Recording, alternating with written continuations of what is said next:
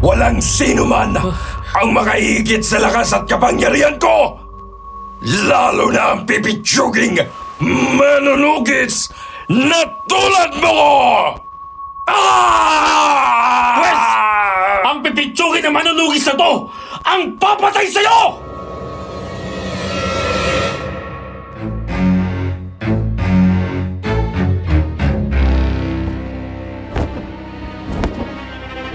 Halika! Lumapit ka dito! Bruhang manananggal! Nang lumipad ang manananggal papunta sa akin, ay tumakbo ako at sinalubong ito. Mabilis akong sumampas sa ibabaw ng jeep sa kahinagis ang sibat na gawa sa kawayan. Pero hindi tinamaan ang manananggal at mabilis na naiwasan iyon.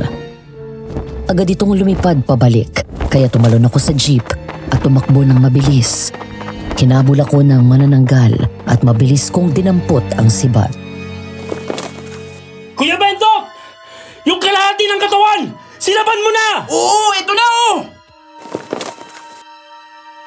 Napangisi ako nang makita kong binuhusan ng pinsan ko ang kalahati ng katawan ng manananggal. Nilagyan muna ni Bentot ng asin ang laman loob nito. Sa katuluyan sinunog iyon. Sumigaw ang manananggal at nagpalipad-lipad iyon ng paikot-ikot. Tinawag ko ulit ang manananggal sa pamamagitan ng malakas na pagsipol. Nang sa wakas ay tumingin ito, napangisi ako ulit nang makita na galit ito.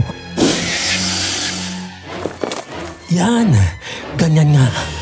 Magalit ka, tapos lumapit ka dito na mapatay na kita. Lumipad papunta sa akin ang manananggal. Nang malapit na ito ay saka ko siya sinalubong ng sibat at direkta ko itong pinatamaan sa puso. Maya-maya ay bumagsak ito sa lupa. Humihingal akong nilapitan ito. Sinipa-sipa ko pa ito para makasiguro na patay na nga. Ang balinaw na 5,000 na naman yan, boy!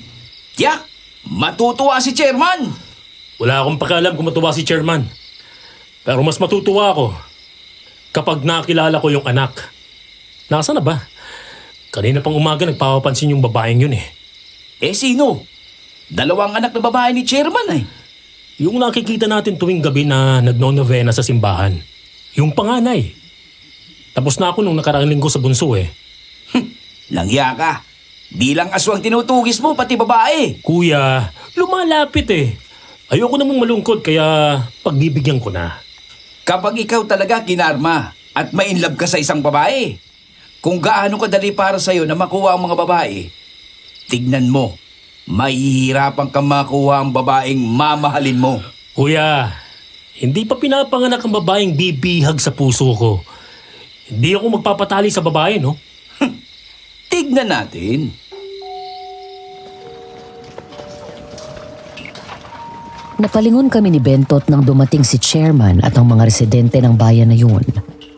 2 linggo ko rin tinugis ang manananggal na iyon bago ko napatay. Dahil 2 linggo din ako sa bayan na yun, kaya doble din ang binayad sa akin ito. Tuwang-tuwa ang mga residente dahil sa wakas ay matatahimik na ang bayan na yun. Salamat, chairman! Maya-maya ay may lumapit sa akin na batang babae at bumulong. Ikaw po ba yung manunugis? Ako nga, bakit? Hinihintay daw po kayo ng anak ni chairman dun sa kubo sa gubat. Ganun ba? Teka. Hindi ko alam kung saan yun eh. Samahan po kita. Oh, sige, salamat. Kuya Bentot, libangin mo muna si chairman ha. Kaya hanapin lang akong pusa. Ming, ming, ming, ming, ming, ming. Meow. Ming, ming. Nandyan ako. Ihanda mo na si Ming, ming. Siraulo ka talaga.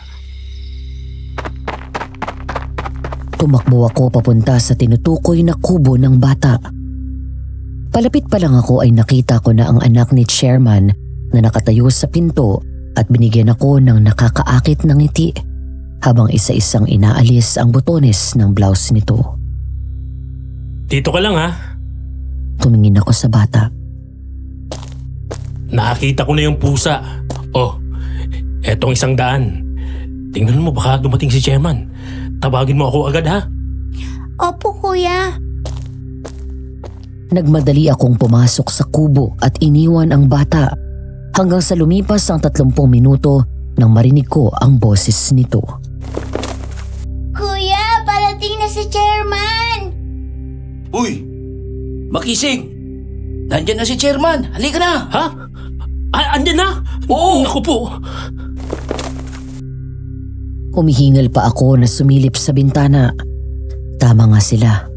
Parating na si Chairman. Nagmamadali akong bumaba ng kama at nagbihis. Bye, baby! Hindi pa ako nakakapagsuot ng t-shirt pero tumalo na ako sa kabilang bintana pagkatapos ay kumaripas ng takbo. Pagdating sa sasakyan namin ni Kuya Bentot ay mabilis naming pinasibat iyon.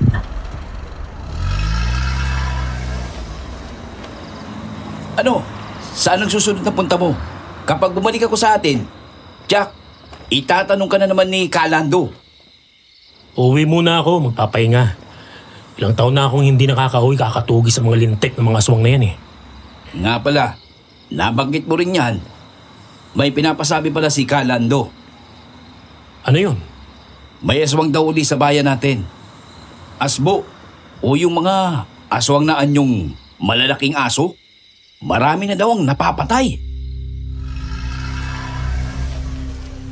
Magandang araw po. Ako si Maki, short for Makisig. 26 years old at taga Panay Island.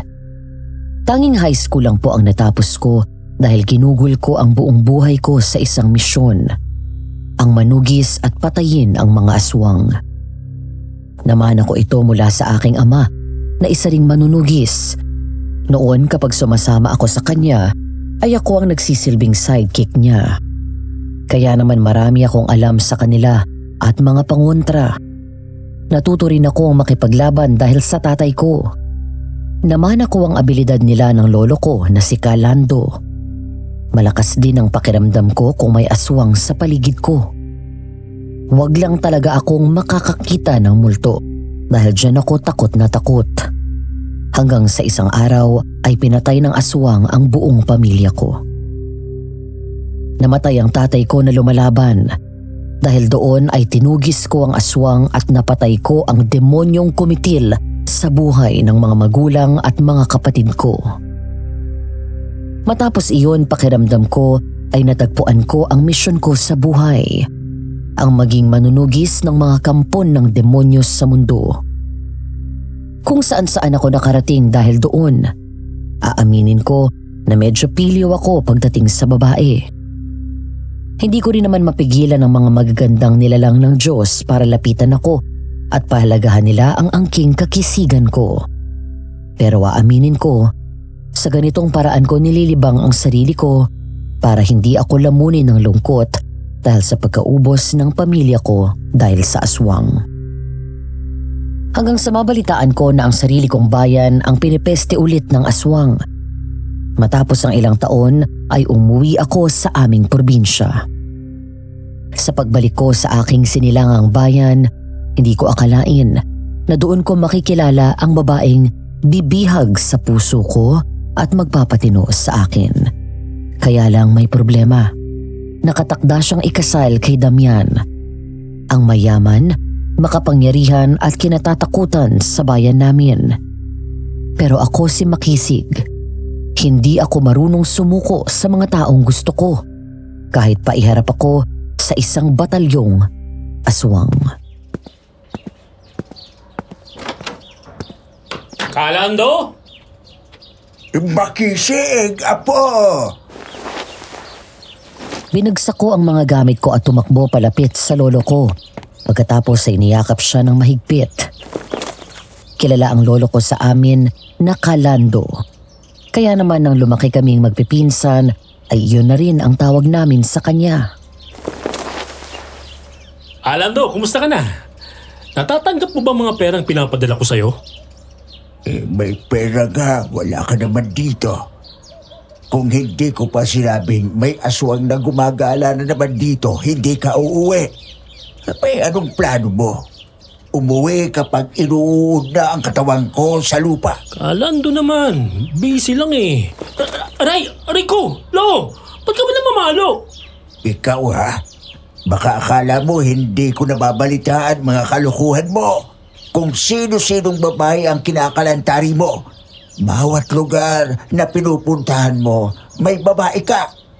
Kapag ikaw ay pinutulan ng junior, ay dahil dyan sa kalokohan mo. Patay kang bata ka. Si Kuya Bento talaga napakadaldal. Hoy, makisig. Tumatanda ka na. Ayusin mo yung buhay mo at magtino ka. Opo. Pero totoo ba yung sinabi ni Kuya Bentot na may aswang dito ulit? Biglang lumungkot ang mukha ni Kalando. Bakas doon ang magkahalong takot, pag-aalala at kaba. Marami na ang namamatay dito, Maki. Ayon sa iba, isang malaking aso daw ang pumapatay. Ang iba naman ay sinasabi nila ay 2 aswang. May iba naman na ang sabi ay ang lalaking pugot na ulo at Black Lady ang nagpapakita sa gubat. Malapit sa mansyon nila Senior Fabian ang pumapatay. Kalando naman, alam niyo naman na walang problema sa akin kapag aswang. Hindi ako natatakot sa kanila pero multo? Pugot pa ang ulo at Black Lady? Ibang usapan na yun, Lo. Ibang elemento yun. Takot tayo dyan. Gusto kong alamin mo ang totoo. Patayin mo ang aswang dito sa akin. Mahirap mawala ng mahal sa buhay, alam mo yan. Opo. Teka, dumaan ka na ba sa puntod ng nanay at tatay mo?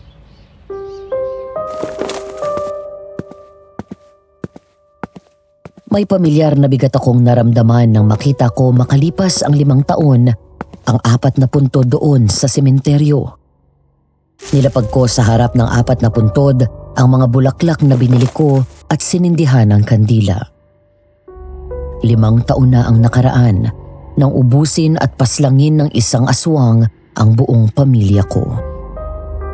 Nagkataon na wala ako sa bahay ng gabing iyon at nakitulog sa bahay ni Kalando. Kaya naman halos gumuho ang mundo ko nang bumungad sa akin kinabukasan ang kanilang mga labi na nasa kalunos-lunos na kalagayan. Tinugis ko ang aswang na gumawa ng ganun sa pamilya ko at pinatay. Mula noon, nagkaroon ng malaking galit sa puso ko para sa mga aswang. Kaya naman ginugol ko ang panahon ko para tugisin ang mga aswang dahil wala silang puwang sa mundong ito. Hanggang sa pagkakitaan ko na rin ito. Kadalasan ay mag-isa lang ako sa paglalakbay. Halos malibot ko na ang buong bansa dahil sa pagtugis ko sa mga aswang. Minsan sinasamahan ako ng pinsan ko na si Kuya Bentot. 5,000 ang binabayad sa akin. Kailangan mahuli at mapatay ko ang aswang sa loob ng 5 araw. Kapag mailap at mahirap hulihin at inaabot ako ng higit 1 linggo, ay doble ang bayad sa akin. Nay, Tay, narito na po ako. Pasensya na kayo. Ngayon lang ako nakauwi. Sunod-sunod nang nangangailangan ng tulong eh. Hindi lang pala dito, marami din palang mga kaso ng aswang sa ibang panig ng bansa. Alam ko naman ang dahilan kaya matagal kang hindi umuwi dito sa atin. Tinatakbuhan mo ang katotohanan na wala kang pamilyang uuwian at naghihintay sa pagbabalik mo.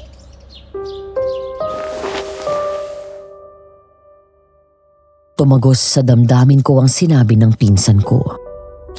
Namalayan ko na lang ang sarili ko na lumuluha at inaalala ang sakit na dulot ng pagkawala ng pamilya ko.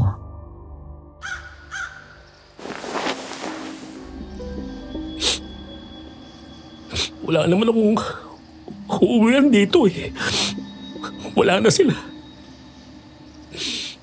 Pero, andito pa naman kami ni Kalando. Pamilya mo rin kami. At balang araw, kapag nagkaasawa ka, bubuo ka rin ng sarili mong pamilya. Salamat kuya. Bukod sa parang kapatid ng turing ko sa'yo, ikaw talagang matalik kong kaibigan. Ano ka ba naman? Natural. Ako ang nag-alaga sa'yo nung maliit ka pa. Kaya huwag kang malungkot. Huwag ka nang umalis dito sa atin. Tama na ang pagtakbo mo sa katotohanan, Maki. Kailangan mong harapin na wala na talaga ang pamilya mo.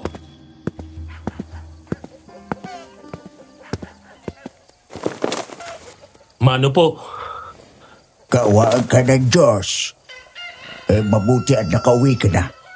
Tamang-tama at luto na ang ulam. Halina't kumain ka na. Nga po pala, noong pauwi pa lang ako dito, may natanaw akong malaking bahay na nasa loob ng gubat. Kanino ho yun? Palibhasa ay napakatagal mong nawala dito sa atin kaya hindi mo na alam ang mga nangyayari. Kasalukuyan pa lang yung tinatayo nang umalis ka rito.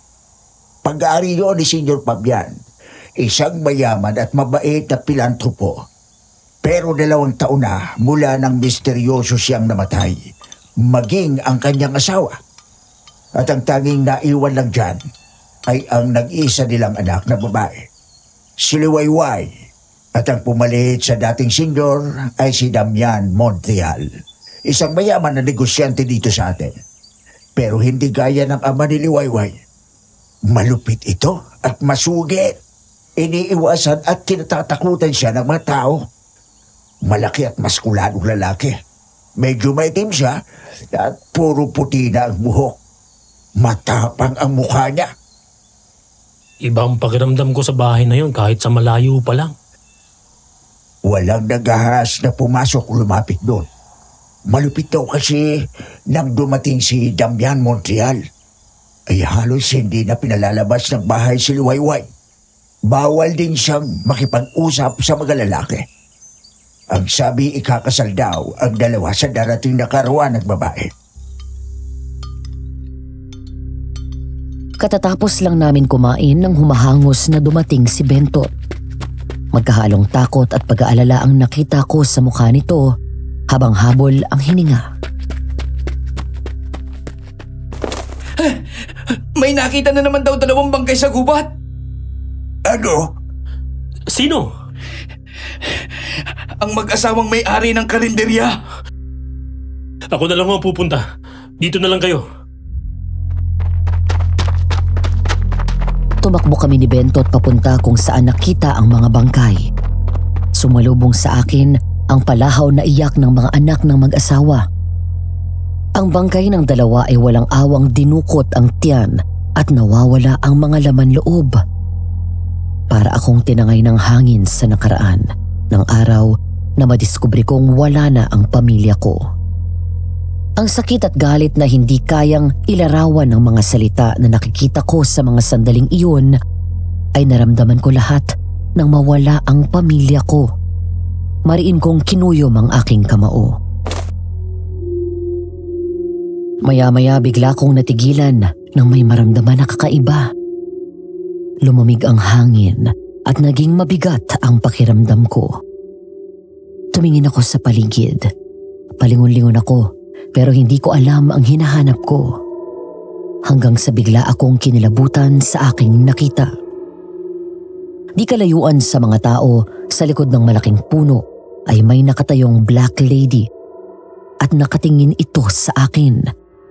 Nangalisag ang balahibo sa buong katawan ko nang makitang nakalutang ito sa hangin. Nakaramdam ako ng matinding takot. Tirik pa ang sikat ng araw pero may multo na nagpakita sa akin. Hindi ako takot sa mga aswang. Matapang akong makipaglaban at wala akong awa sa tuwing pinapatay ko sila. Pero kapag multo ang pinag-uusapan, iyon ang kahinaan ko. Takot ako sa multo. Ibang bigat ng enerhiya ang hatid nila sa akin. Mabilis kong binawi ang tingin ko habang nanlalamig ang pawis ko. Hoy Maki, okay ka lang ba? Ba't namumutla ka? Kuya, dun sa bandang kaliwa ko, sa likod ng isang puno. Ano meron? May multo! May black lady! Ha? Ang taas ng araw, multo? Hay ka ba? Kuya, hindi ako nagbibiro. Totoong may...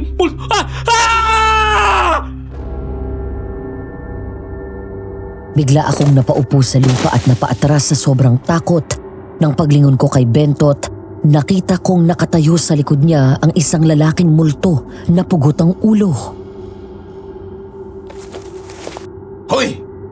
Magising! Umayos ka nga!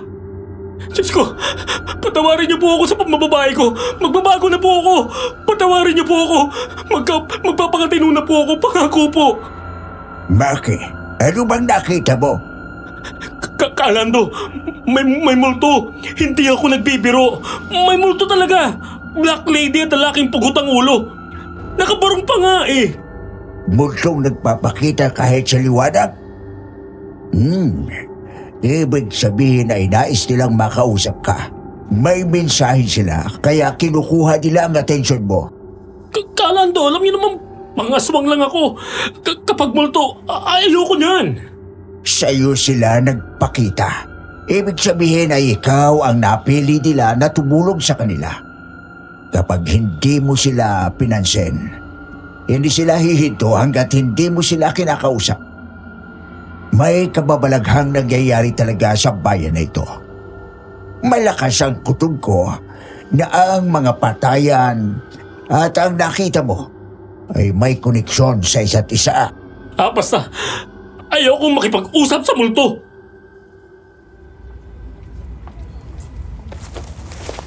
Anong sabi ng mga pulis?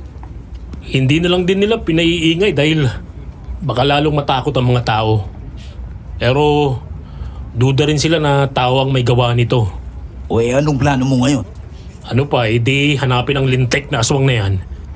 Ang mabuti pa ay dumiretso na muna tayo sa palengke. May gusto akong bilhin doon. Sige po. Habang naglalakad kami, bigla akong napapreno at tulala nang makita ko sa kabilang gilid ng kalye ang isang babae. Napakaganda nito. Parang kasing ganda ni Birheng Maria. Nakasuot ito ng mahabang bestida na parang sumasayaw kasabay ng marahan na pag-ihip ng hangin. Gayon din ang mahaba at unat nitong itim na buhok. Napakaputi nito at mahinhin kumilos. Lalong nahulog ang puso ko nang sumilay ang ngiti nito at nagpatingkad ng kagandahan nito habang kausap ang kasama nitong babae. Sa isang iglap, parang mahal ko na agad siya. Nang mga sandaling iyon, alam kong nakita ko na ang babaeng pakakasalan ko. Kalando! Kalando! Kalando! Ano ba at para kang palakang kukak ng kukak riyan? Sino yun? Yung babaeng nakabistida na puti. Ayun sa kabila. Sus! Ayang ka na naman eh. Nagniningning na naman ang mga mata mo. Nakakita ka lang ng maganda. Sino ba kasi yun? Kapag binamalas ka talaga, makisig. Bakit naman? Yan si Liwayway. O kung tawagin ng karamihan ay si Lily. Siya ang anak ni Senyor Pabian. At nakatira doon sa mansyon sa gubat na kunikwento ko sa'yo. Siya rin ang babaeng pakakasalan ni Damian Montreal. Lily? Liwayway? Napakagandang pangalan. Ilang taon na siya? Ang alam ko, malapit na siyang maging 30. 4 na taon lang ang tanda niya sa akin. Pwedeng-pwede, Kalando. Nahanap ko ng magiging asawa ko. Taran, itinamaan ka talaga naglintik na bata ka. Kasasabi ko lang na ikakasal na yan kay Damian Montreal. Nagkahanap ka ba talaga ng gulo? Kalando, wala ka bang tiwala sa apo mo? Pagdating sa babae, wala. Tandaan mo to, Kalando. Isang araw, ihaharap ko siya sa inyo at siyang magiging ina ng mga magiging apo mo sa tuhod. Yung wallet ko, Mona! Kinuha ang wallet ko! Tulong! Snatcher! Magnanakaw! Tulong! Tingnan mo nga naman ang pagkakataon, no? Oh, paano ba yan? Langit nang gumagawa ng paraan. Sandali lang ha. Magpapaka-action star muna ako. Mabilis akong tumakbo at hinabol ang snatcher. Dahil alam ko ang pasikot-sikot doon sa bayan ay dumaan ako sa isang shortcut. Pagdating sa kanto ay nakasalubong ko ang snatcher. Sinalubong ko ng tadyak ito sa tiyan. Napaupo ito at nabitawan ang wallet, pagkatapos ay agad ko yung dinampot. Halika dito! Ang laki-laki ng katawan mo, hindi ka marunong magtrabaho ng maayos! Hinablot ko ito sa damit at halos kalad ka rin hanggang sa makasalubong ko ang mga pulis. Ayan! Ikulong nyo na yan! Nakakuha ko na yung wallet ng babae. Natigilan ako nang makasalubong ko si Lily. Parang nagkaroon ng aparisyon habang palapit ng palapit sa akin ang magandang dalaga. Nakita kong bumukas ang langit at nag-awitan na ang mga anghel. Naku sir, maraming salamat po. Yung wallet mo, miss. Tingnan mo kung may nawawala. Tiningnan nito ang laman ng wallet. Bumilis ang tibok ng puso ko nang tumingin sa akin si Lily at ngumiti. Salamat sa tulong mo. Wala naman nawala. Kompleto pa rin yung pera ko. Wala nga naman. Ako nga pala si Maki. Makisig, Madlang Awa III. Maki? Ang gandang pangalan ha. Ako naman si Lily, tama? Short for Liwayway? Wala yatang binatang hindi nakakalam ng pangalan ng isang magandang dalaga na tulad mo. Kilala mo na rin naman siya. At alam mo na rin siguro na ikakasal na siya. Tinuro ng lolo ko na ang isang matapang na manunugis ay hindi basta sumusuko sa laban. Ganun ang panuntunan ko pagdating sa pag-ibig. Manunugis? Oo, isa akong manunugis. Manunugis ng aswang. Aswang? Napansin ko agad na hindi nagulat ang dalawang babae o kaya naman ay tumawa na kadalasan nagiging reaksyon ng mga taong sinasabihan ko ng trabaho ko. Seryoso ka dyan? Oo, sa katunayan ay halos kababalik ko lang dito sa bayan natin. Galing sa mahabang paglalakbay. Mona, halika na. Baka hanapin niya na tayo. Ay, oo nga pala. Sige ha. Maraming salamat ulit, Maki. Sandali lang, Lily. Maaari ba kitang makita ulit? Pasensya ka na ha. Kailangan na namin umalis.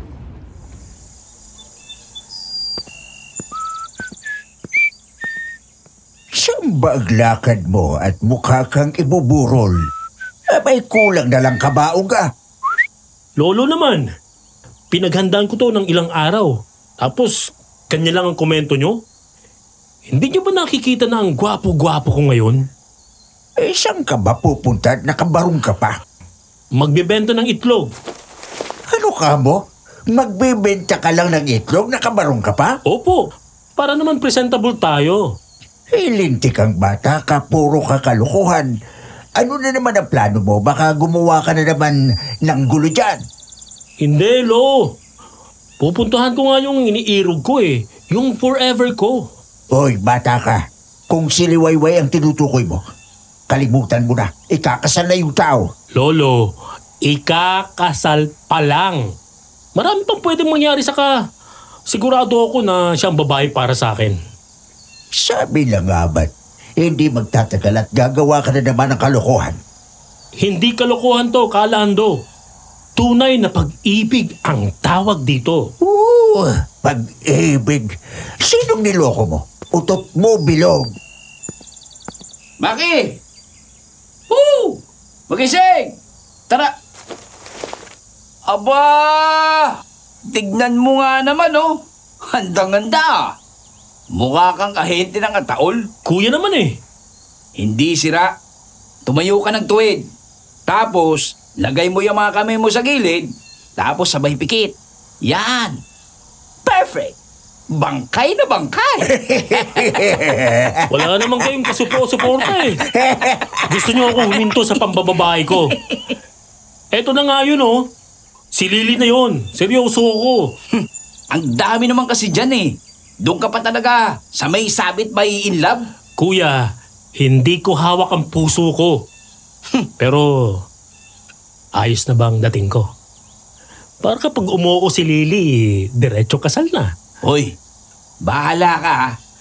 Kapag tayo nabaril doon. Diyan, tara na. Yung mga itlog mo, dala mo. Oo. Andito oh. Mula sa bahay ay excited akong naglakad papunta sa mansyon. Mga 10 minutong lakad din yun bago kami nakarating. Pagdating doon ay naabutan pa naming nakabukas ang malaking rehas na gate. Unti-unting napalis ang ngiti ko nang biglang mangalisag ang balahibo sa katawan ko. Maganda at magarbo ang mansyon, pero para iyong haunted house. May nakikita akong dilim na nakabalot sa paligid. Mabigat ang dating ng bahay na yun.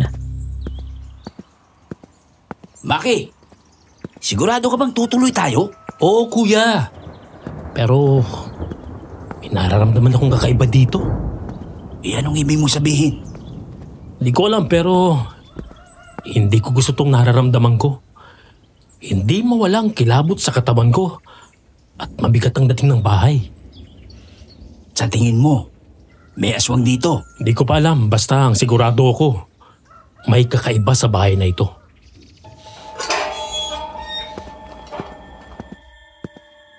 Mula sa gate ay nilakad namin ang mahabang daan na yun papasok sa mansyon. Nang makarating kami sa pinto ay kinuha ko ang isang tray ng itlog at inayos ko ang sarili ko bago kumatok. Tao po! Tao po! Matapos ang ilang katok at pagsigaw, sa wakas ay bumukas ang pinto. Ngunit sa halip na si Lily ay isang sopistikadang babae ang humarap sa kanya. Ang suot nito'y parang nakapang-opisina. Nakapalda, blusa at ang sapatos ay may takong. Nakapusod din ang buhok at may salamin. Isang tingin pa lang ay alam ko nang mataray ito. Maganda rin ito, pero wala nang mas maganda pa sa aking liwayway. Anong kailangan nyo? Magandang araw po, Miss Tapia. Miss, gusto mo ba ng itlog ni Bentot? Ano? Huwag kayong mag-alala dahil narito na ang itlog ni Bentot. Masarap po ang itlog ng pinsan ko. Fresh na fresh ang itlog ni Bentot. Murang-mura na, mainit-init pa. At wala ka nang hahanapin pa. Isang kagat, heavy ng katapat. Basta itlog, kay Bentot na yan. Hindi sumagot sa akin ang babae at tinaasan lang ako ng kilay. Ma'am, itlog ko gusto nyo? Ng pinsan ko pala. Lumayas na kayo. Hindi namin kailangan yan. Nagulat kami nang biglang lumabas ang babaeng nakita ko na kasama ni Lily sa bayan noong araw na una ko siyang nakilala. Ay, madam, pasensya na ho kayo at nakalimutan ko. Nag-request ho pala si Senyorita Lily ng leche flan. Papunta na rin sana ako ng bayan para bumili ng itlog. Bilisan mo riyan at palayasin mo na sila pagkatapos. Opo, madam. Sinundan namin ang tingin ng babae hanggang sa makapasok ito. Talaga bang masarap ang itlog mo? Hindi ako yung pinsan ko. Teka, si Lily na riyan ba? Sabi na eh. Ang kulit mo talaga, no? Sabi nang ikakasal na nga ang senyorita ko. Nasaan siya? Pwede ko ba siyang makausap? Hindi. Hindi siya nakikipag-usap sa mga hindi niya kilala. Kilala niya na ako. Doon sa bayan, nakalimutan mo na. Ako yung nagbalik ng wallet niya. Basta. Hindi siya pwedeng kausapin. Kapag naabutan kayo ni Senyor Damian dito, tiyak na ang kagagalitan ay si Senyorita Lily. Kaya pakiusap. Umalis na kayo. Please, tulungan mo akong makausap si Lily. Kahit sandali lang. Sige na. O siya, sige. Pero hindi ako nangangako, At nariyan palagi yung impact ng ambrosia na yon. Bukas, babalik ako.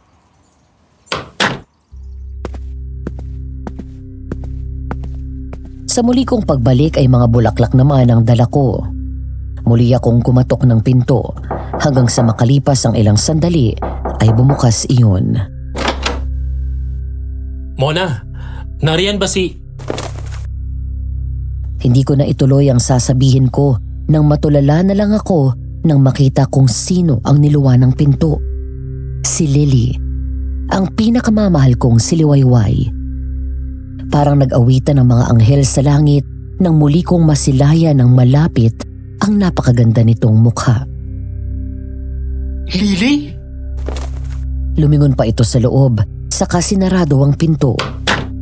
Tumalo ng puso ko sa tuwa nang bigla nitong hawakan ng kamay ko at hinila ako palayo sa mansyon. Nagmamadali itong maglakad habang palingon-lingon sa likod na parang kinakabahan ito. Pagdating sa tagong bahagi ng hardin ay saka kami huminto. Ba't pa ang kulit mo? Ba't ka babalik ng balik dito? Dahil sa'yo. Gusto kitang makita. Gusto kong manligaw. Hindi mo ba naintindihan ang sinabi ni Mona? Ikakasal na ako. Palang. Hanggat hindi ka pa kinakasal, may pag-asa pa ako. Tsaka, sigurado ako na para sa akin ka. Unang beses pa lang kitang nasilayan. Alam ko na ikaw na ang babaeng pakakasalan ko. Huwag mo nga bilugin ang ulo ko. Kilala na kita at napagtanong na namin kung sino ka. Kilala kang babaero. Isang binatang manunugis at manlalakbay.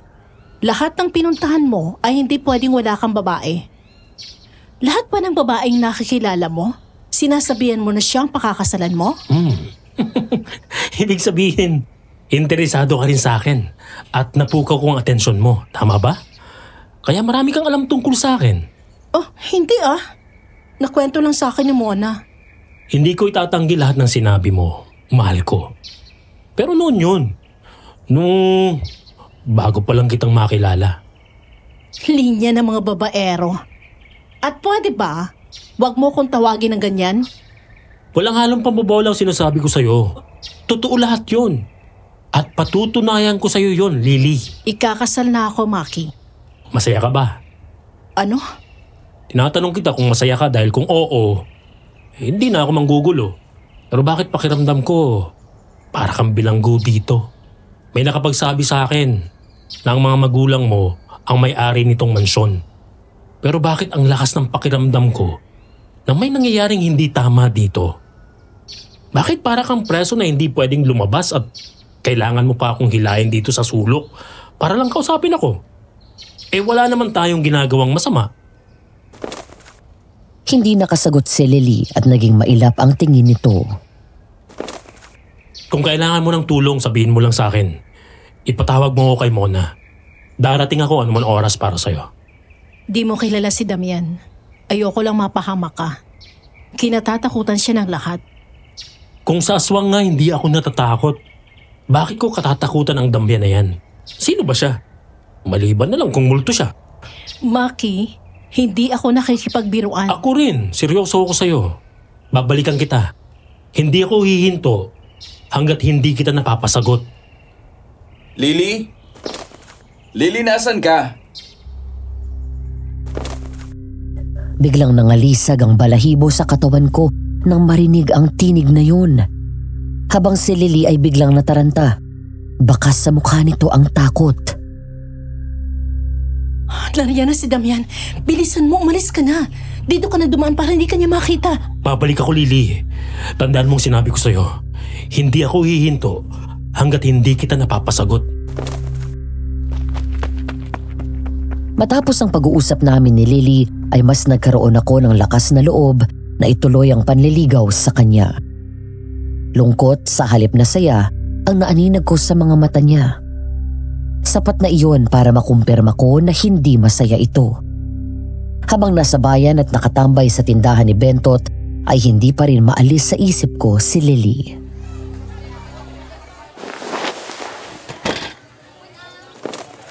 Anong plano mo ngayon? Ano pa? Kukunin ko si Lily. Nasisira na talaga ang ulo mo. Ikaw talaga minsan nang lumalapit sa gulo eh. Kuya, hindi pa ako naging ganito kasigurado sa buhay ko. Mag-iingat ka. Nagtanong-tanong ako dito sa mga kakilala ko tungkol dyan sa Damian na yan. Tama si Lolo. Malupit nga daw yun. Kaya niyang gawin ang kahit anong gusto niyang gawin sa'yo. Hindi siya multo. At mas lalong, hindi siyang Diyos para katakutan ko. Lahat ng makapangyarihan at malakas ay may kahinaan. Kulit mo talaga. Siya nga pala. May maganda akong balita sa'yo. Ano yun? Tungkol kay Lily? Oo. Si Mona, yung alalay ni Lily, nagpunta dito kahapon. At mukhang nakilala ako. Naghahanap siya ng karpintero. May mga nasira daw silang mga muebles na pwede pang magamit. Ipapagawa din daw nila yung isang pinto at bintana ng kwarto sa mansyon. Naisip kita kaya sabi ko tayo na lang ang gagawa. Total rin naman marunong naman tayo. Yun, kuya! I love you! Ano bang pwedeng maibigay kay Lily pagpunta ko doon?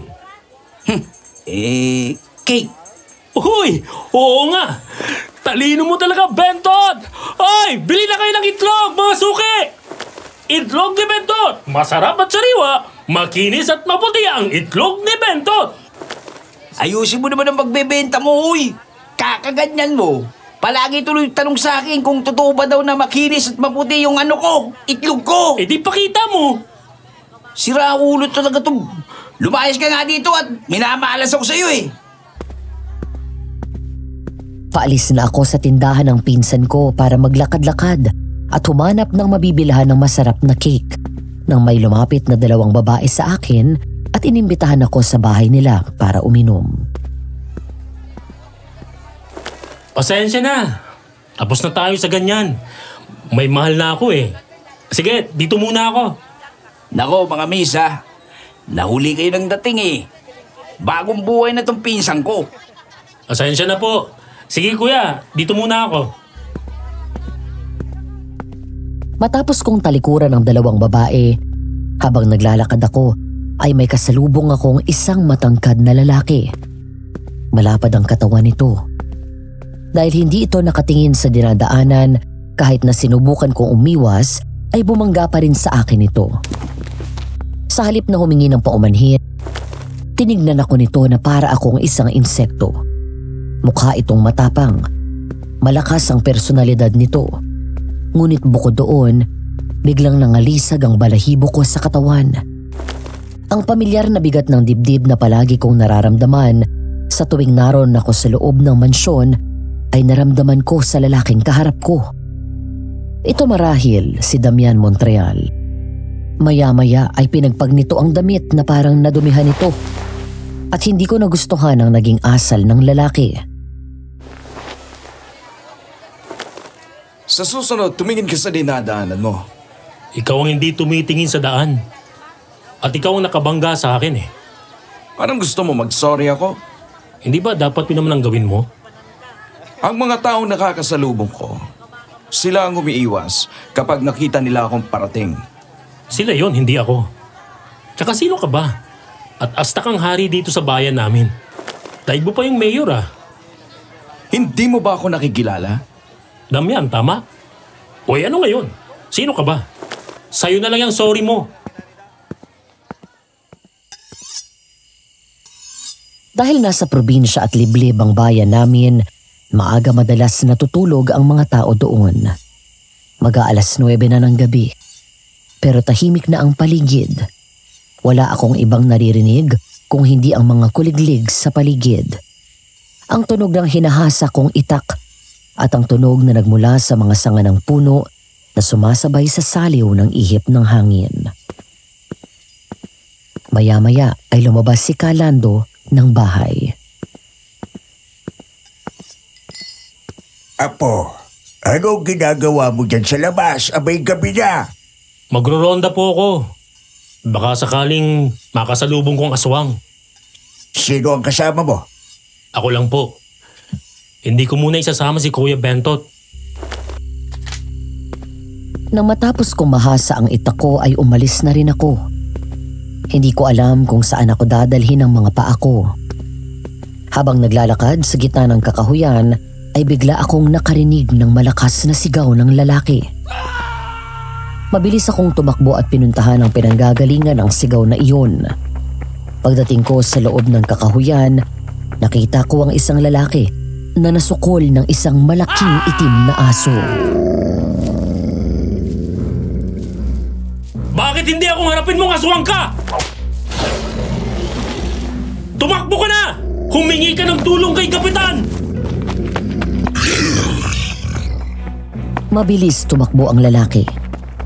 Nakipagtitigan ako sa aswang habang hawak ang buntot pagi at nakasukbit sa magkabilang bewang ko ang baril at itak. Nagulat ako nang bigla itong tumalon papunta sa akin. Napagulong ako palayo at nabitiwan ang buntot pagi. Mabilis nakabawi ang aswang at hinabol ako. Tumakbo ako palayo at agad kong nabunot ang itak nang muli akong lundagan nito. Bago pa makalapit sa akin ang aswang, ay mabilis akong nakaiwas at nasugatan ko ito sa katawan gamit iyon. Bumagsak sa lupa ang aswang. Pero maya-maya ay nakatayo rin at agad na tumakbo palayo. Hinabol ko ito at dinampot ang buntot pagi. Bigla akong napahinto nang bumuelta ito pabalik at sinugod ako.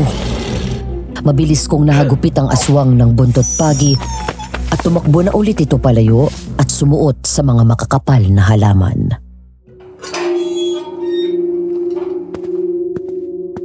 Kung mabigat ang dibdib ko pagpasok pa lang namin sa gate, pakiramdam ko ay pangangapusan ako ng hininga nang makapasok sa loob ng mansyon. Ayun na naman ang kilabot na gumapang sa katawan ko. Dapat ay masaya ako at excited dahil makikita ko ulit si Lily. Pero may kung ano sa bahay na iyon na tila umaakit sa akin. Bakit ganyan ang mukha mo at nakasimangot ka? Salubong ang kilay mo, Oh, ang akala ko excited ka na makita si Lily. Oo nga, pero hindi ko maiwasang mapansin eh. Ang alin? Hindi ko pa maintindihan. Pero sa tuwing pumupunta tayo dito sa garden pa lang hindi na mawala ang kilabot ko. Kahit anong araw na makabangga ko si Damian. Parang may sumpa ang bahay na to. Talaga? Oo. Mabigat ang pakiramdam ko. Malakas ang kutob ko na may nangyayari dito na hindi maganda. Gaya ng ano? Ewan ko. Hindi ko pa alam sa ngayon. Napahinto ako sa pagsasalita ng dumating si Mona at kasunod naman ito si Ambrosia. Para itong si Damian na kung tumingin sa amin ay daig pa namin ng isang alikabok. Andyan na naman si Miss Tapia. Ay, salamat at dumating na kayo. Mona, siguraduhin mong bantayan ang mga yan habang nagtatrabaho sila, ha? Baka makita sila ni Senyor Damian. Opo, madam. Ay, halika na. Dito tayo sa taas. Sumunod naman kami ni Bentot. Habang naglalakad sa harap ng mga pinto, saglit akong napahinto nang masilip ko sa loob ng isang silid si Lily. Nakaupo ito at may sinusulat. Nawala ang bigat na nararamdaman ko matapos masilayan ang magandang ngiti nito. Hanggang sa bigla akong hilahin ni Mona sa kabilang silid kung saan mistulang isang tambakan. Halika dito. Huwag ka dyan at baka makita ka ni Senyor Damian. Gusto kong makausap si Lily, Mona. Tulungan mo naman ako. Ayoko bang mamatay ng maaga, no? Hindi mo ba alam na mahigpit na ipinagbabawal ni Senyor Damian na makipag-usap si Senyorita sa kahit kaninong lalaki? Hindi niya malalaman kapag hindi mo sinabi. Ay nako, ang kulit mo naman eh. Sabihin mo sa akin ang totoo, Mona. Bakit parang nakakulong dito si Lily? Nakikita ko sa mata niya ang lungkot. Anong nangyayari dito?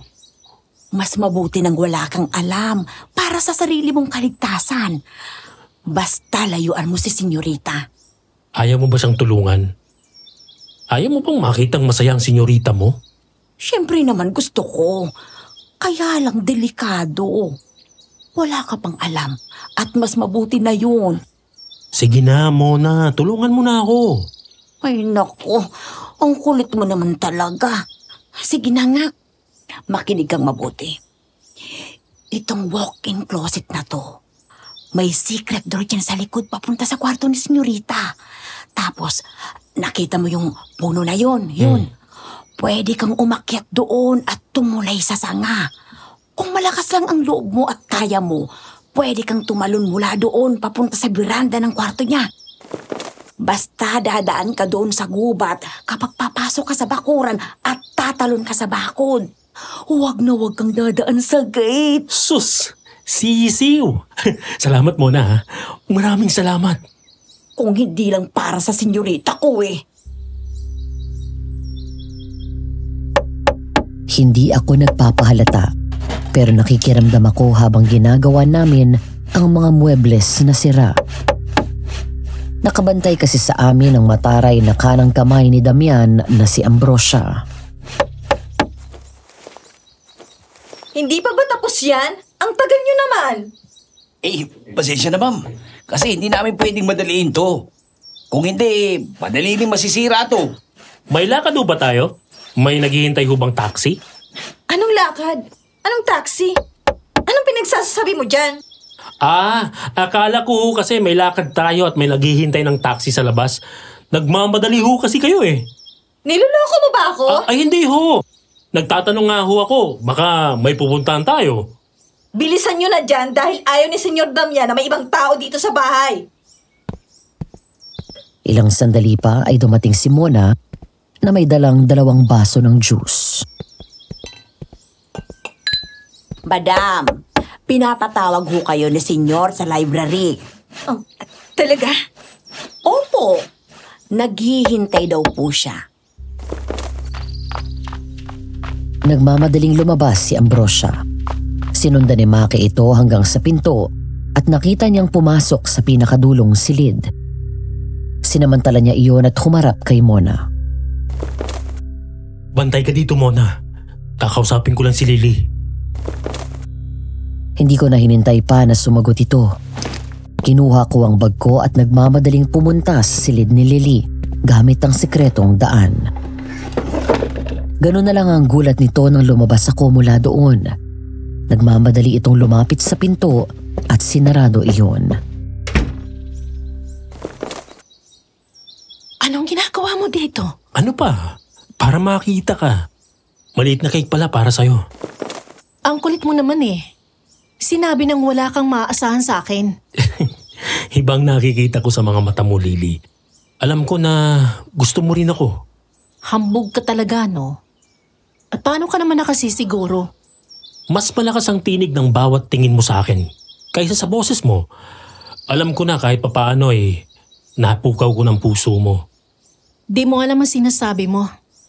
Umalis ka na. Baka makita ka pa ni Damian. Ayoko na may madamay na iba pa. Di mo siya kilala. Malupit siya. Pwede ka niyang patayin. Kung aswang nga hindi ako mapatay, siya pa kaya? Kapag akong inibig mo, hindi kita ikukulong dito. Lalabas tayo at ipapakita ko sa'yo kung gaano kaganda ang mundo. Masyadong malakas ang bilib mo sa sarili mo, no? Tsaka paano mo magagawa yon? Mayaman ka ba? Hindi, pero may ipon. Isa pa, masipag ako. Hayan ka na naman sa mga yabang mo. Hindi ako nagbibiro. Kahit ipagtanong mo pa sa bayan, Lily. Piliin mo lang ako. At pinapangako ko sa'yo na liligaya ka sa piling ko. Lilipad hanggang langit ang pag-ibig ko sa'yo. At kahit lili mo na ang buhok ko, ikaw lang ang babaeng mamahalin ko. May nakapagsabi na ba sa'yo na mas gumaganda ka kapag nakangiti ka? Wala pa. Kung ganun, napakaganda mo, mahal ko. Salamat, Makisig. Pero, talaga bang nakikipaglaban ka sa mga aswang? Oo. Pinatay ng isang aswang ang buong pamilya ko. Napatay ko ang aswang na yon. At mula noon, ay naging manunugis na ako. Lily? Si Damian. Sige na, umalis ka na. Babalik ako dito, mahal ko. Bago ako umalis ay hinalikan ko pa siya sa pisngi. Kaya natulala ito. Pagkatapos ay tuluyan akong lumabas sa silid nito. Ano itong nabalitaan ko na pumasok daw kayo sa mansyon? Naikwento nitong si Bentot sa akin. Humingi po ng tulong sa kanya si Mona na ayusin yung mga sirang gamit nila. Kaya sinama niya ako. Ako makisige, hindi mo maluloko. Alam ko na may ibang pakay ka doon. Kalando, alam niyo na yun. Ay, lintik kang bata ka. Kalando ka ng kalando. Manong tawagin mo nga akong lolo? Walang thrill, tsaka masanay ako sa kalando. Cool nga, di ba? Eto, seryosong usapan ha. Lubayan mo si Liwayway. Ha, apo? Ayoko mapahama ka. Seryoso rin ho ako sa kanya. Walang halong biro o kalokohan. Gustong gusto ko siya. Mahal ko na nga yata eh. Ay, dakong bata ka. Katigas ng ulo mo talaga. Pero, Lolo, nakapasok ka na ba dun sa mansyon? Oo. Doon nariyan pa si Senior Fabian. Magkakilala kami. Ba't mo na itanong? Ano bang pakiramdam mo kapag pumapasok kayo doon? Doon ay parang paraiso ang bahay na yon. Napakaganda. Magaan ang dating. Para yung mga nababasa natin noong araw sa libro. Pero mula nang mamatay ang mag-asawa at pumalit yang si Damian, nag-iba na ang pakiramdam ko sa bahay na yan. Mabigat na para bang sinumpa. Nagbistulas siyang haunted house. Ang sabi ng iba, nakakakita daw sila dyan sa mansyon at sa paligid ng multo. Isang lalaking nakabarong at pugot ang ulo at ang isang babaeng nakaitim. Ang haka-haka na mga taga rito ay multo daw yon ng mga magulang ni Liwayway. Parehong-pareho tayo ng nararamdaman. Wala bang nakakapagkwento sa inyo kung may aswang dyan? Wala sa pagkakaalam ko. Bakit? May nakita ka bang aswang doon sa mansyon? Wala naman ho, pero yung nararamdaman ko sa tuwing may aswang sa paligid ko, nararamdaman ko sa tuwing naroon ako. Lalo na kapag malapit si Damian. Hindi kaya aswang siya? Kung tama ang hinala ko, ibig sabihin, nasa peligro ang buhay ni Lily. Yun siguro ang dahilan kaya palagi niyang sinasabi sa akin na ayaw niya akong madamay. Lalo kapag nagalit ang Damian na yun. Magmamanman ako sa kanila. Babalik ako ng mansyon. Bigla kaming natigilan ni Kalando nang may maramdaman kaming kakaiba sa paligid. Ang kilabot na kanina lang ay pinag-uusapan namin ay bigla naming naramdaman. Kasunod ng nakakatakot na alulong ng isang aso. May aswang sa paligid. Nararamdaman ko ho. Madaling kinuha ni Kalando ang kanyang itak at nakiramdam sa paligid. Sa kabila ng panganib, kampante akong hindi makakalapit ang mga aswang dahil sa mga bawang na nakasabit sa buong bahay. Pagsapit ng gabi ay agad nang nakasindi ang ginawa kong insenso na pinaghalong tinadtad na bawang na may sanga ng makabuhay at naglagay ako nito sa labas ng bawat sulok ng bahay. Huwag kayong lalabas dahil mas ligtas kayo dito. Mag-ingat ka po. Hawak ang baril at buntot pagi, lumabas ako ng bahay at umikot sa paligid hanggang sa natigilan ako nang maaninag ko ang dilaw na pares ng nanlilisik na mga mata na nagkukubli sa gitna ng dilim. Kaya naman kinasa ko ang baril at mahigpit na hinawakan ang buntot pagi. Subukan mong lumapit dito! Nang sa wakas ay magpakita na ito, ay agad niyang tinutok ang baril sa aswang. Tara! Dito, friend! Pasok ka! Subukan mong pumasok dito! Lalong lumakas ang angil sa akin ng aswang. Kaya naman lumabas ako ng bakuran at agad pinaputokan ito. Mabilis na tumakbo palayo ang aswang kaya hinabol ko rin ito. Bumalik ka dito! Ang tapang mong sumugod sa bahay! Bumalik ka dito!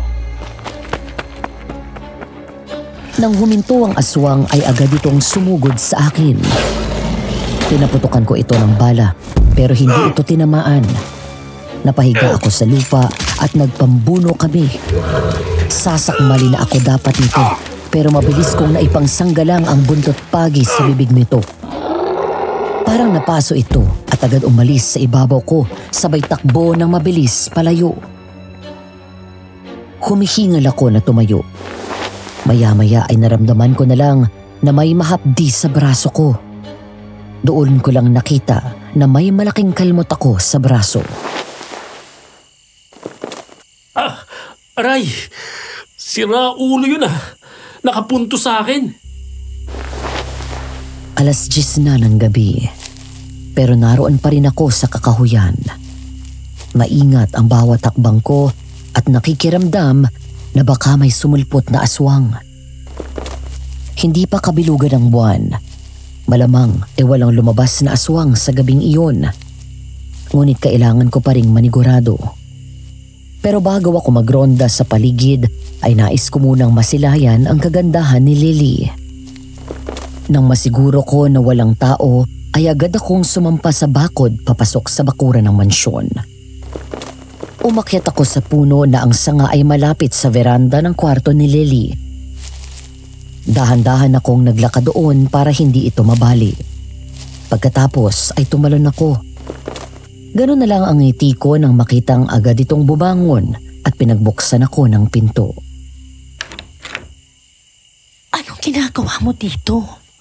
Hindi ba't sinabi ko na sa'yo na babalik ako dito? Paano kung nakita ka ni Damian? Tawarin mo ako kung medyo nangahas ako, Lily. Hindi ko lang talaga matiis na hindi ka makita. Gusto lang talaga kitang kumustahin. Ayos naman ako. Eto, palagi na lang ako dito sa bahay. Bakit hindi ka na lang sumama sa akin? Tumakas tayo. Hindi pwede. Masusundan at masusundan tayo ni Damian. Sinubukan ko na yan nun pero nahanap pa rin niya ako. Ibig sabihin, gusto mo rin ako? Ano sinasabi mo dyan? Yung sagot mo kasi. Para mo na rin sinabi na kung pwede at kung may pagpipilian ka, talagang sasama ka sa akin. Pwede ba? Huwag mo nga lagyan ng ibang ibig sabihin ng sinabi ko. Pero yun ang dating sa akin eh. Ay, ano ba talagang gusto mo sa akin, Maki? Ikaw Lily. Ikaw at ang pag-ibig mo ang gusto ko. Hindi kita gusto. Talaga? Ang kulit mo talaga, no? Ano ba talagang dahilan sumuong ka sa panganib para lang pumunta dito? Kaya nang sinabi ko kanina, gusto lang talaga kitang makita ngayong gabi bago ako magronda. Ronda? Ano ibig mong sabihin? Mula nang nagkaroon ng patayan dito dahil sa aswang, rumuronda na ako sa gabi para magbantay at hulihin ang aswang. Isa akong manunugis kung saan-saan ako nakakarating para lang hulihin ang mga aswang sa ibang lugar at alisin ang takot ng ibang tao. Hindi ko pwedeng pabayaan itong bayan natin. Kailangan mahuli at mapatay ko ang aswang bago pa dumami ang maging biktima niya. Nilalagay mo sa alanganin ang buhay mo para sa ibang tao. Mukha lang akong hindi seryoso sa buhay, Lily. Pero yun ang mission ko. Mula nang mawala ang pamilya ko, ayokong dumami ang mga gaya ko na naulila dahil sa mga aswang. Paano kung mapahamak ka? Nag-iingat naman ako palagi eh. At sanay ako makipaglaban. Kaya huwag kang mag-alala. Makikita mo pa ako. Aagawin pa kita sa damyan na yun. Sana sa mga susunod na araw ay makita kitang palaging nakangiti, Lily. Ang kulit mo kasi. Kung ganun, kailangan pala mas dalasan kong punta dito para mas madalas ka rin ngumiti. Ikaw ang bahala. Sandali lang, paano yung braso mo? Nang makita ko ito ay nakatingin na si Lily sa braso ko na may sugat dahil sa kalmot ng aswang. Nakatakip iyon ng gasa matapos gamutin ni Kalando. Wala to. Nahagip lang ng kuko ng aswang pero malayo sa bituka to. Ginamutan ng lolo ko. Sa susunod, mag-iingat ka. Nga pala, maitanong ko lang. Wala ka bang napapansin na gumagala na aswang dito malapit sa mansyon? Ba't mo naman naitanong? Dahil sa tuwing pumupunta ako dito, pagpasok ko pa lang sa gate, kinikilabutan na ako. Lalo na kapag nariyan sa malapit si Damian. Minsan na kami nagkaharap sa bayan. Parehong-pareho ang naramdaman ko, Lily. May aswang ba dito? Hindi ko alam. Di naman ako lumalabas ng bahay. ingatan mo palaging sarili mo ha, lalo kapag wala ako sa tabi mo. Kung kailangan mo ng tulong, papuntahin mo si Mona sa amin. Magtanong lang siya at banggitin ang pangalan ko. Tsak na ituturo sa kanya kung saan ang bahay namin. Sige. O paano, halis na ako. Kailangan ko pang magronda. Sige. Salamat sa pagpunta. Palabas na ako ng kwarto nito nang hawakan ako ni Lily sa braso. Mag-iingat ka, Maki. Salamat.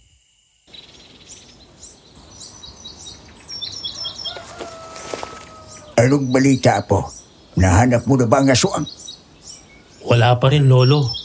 Mailap siya at maliksi. May natagpuan daw na bangkay ng babae sa kabilang bayan. Duda ang mga tao ay sadyang pumunta doon ng aswang dahil alam nito na tinutugis mo siya. Salot talaga mga aswang. Hindi ko alam kung saang impyerno sila galing. Marami ng pamilyang nauulila dahil sa kanila. Kaya nga dapat ay mapuksa natin agad ang aswang. Hayaan niyo, Lolo. Mas magbabantay pa ako ng mabuti. Napagkasunduan ng mga taga rito sa atin na sabahan ka ng mga kalalakihan na magronda sa gabi. Mas marami, mas malaki ang pagkakataon na mahuli agad ang aswang. Sige po. Magandang ideya yan. Malaking tulong yan sa akin. Basta may sapat silang proteksyon. Huwag kang mag-alala. Ako ang bahala riyan. Gagawa ko at ipamigay sa kanila. Bintot! Oh! Lolo! Ikuha mo pa ako doon sa gubat ng maraming makabuhay. Sanga at dahon. Opo. Ang mabuti pa, magluto na muna ako ng tanghalian natin. Ha?